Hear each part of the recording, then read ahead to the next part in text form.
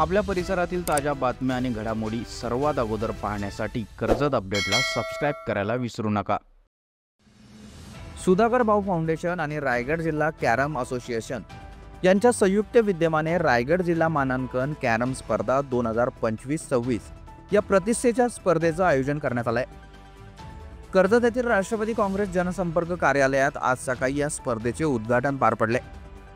कर्जत कबड्डी असोसिएशनचे अध्यक्ष व खानपे ग्रामपंचायतीचे माजी सरपंच मधुकर भाऊ गारे यांच्या हस्ते या स्पर्धेचे उद्घाटन झाले असून 2 दिवसीय स्पर्धा चालणार आहे।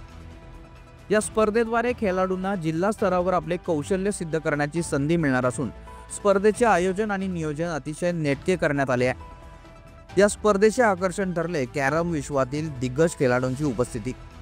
रायगड जिल्हा कॅरम असोसिएशनचे अध्यक्ष गिरीश तुळपुळे, कॅरम स्पर्धेचे विश्व विजेते संदीप दिवे, वर्ल्ड चॅम्पियन संदीप दुले, तसेच मिलिंद लाड, प्रेम लाड, वैभव पेठे, पांडुरंग पाटील, दीपक साळवे आदी नामांकित खेळाडूंनी या स्पर्धेला उपस्थिती लावली।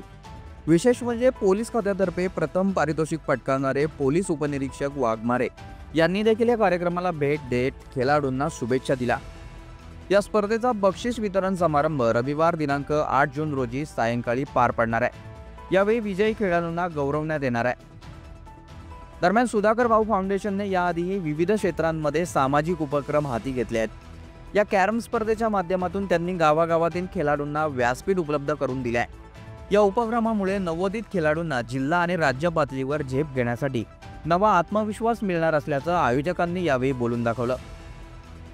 यावेळी राष्ट्रवादी काँग्रेस पार्टीचे रायगड जिल्हा सहसचिव प्रकाश पालकर, कर्जत शहर उपाध्यक्ष उमेश गायकवाड, शहर युवक अध्यक्ष सोमनाथ पालकर, उपाध्यक्ष अनिल मोरे, माजी नगरसेवक महेंद्र चंदन, सोमनाथ ठोंबरे, तालुका सरचिटणीस मिलिंद चिखलकर, शहर युवक उपाध्यक्ष प्रशांत चंदन, तालुका युवक अध्यक्ष स्वप्नील पालकर, केतन बेलोसे यांच्यासह कार्यकर्ते मोठ्या संख्येने उपस्थित होते।